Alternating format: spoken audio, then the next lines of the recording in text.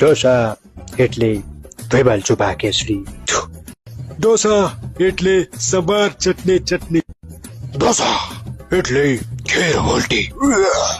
ઢોસા એટલે સાંભાર ચટણી મામુ. ઢોસા એટલે લંબાકા દિલ તિતલી. ઢોસા એટલે સાંભાર ચટણી ચટણી. ઢોસા ઇડલી સાંભાર ચટણી જબા.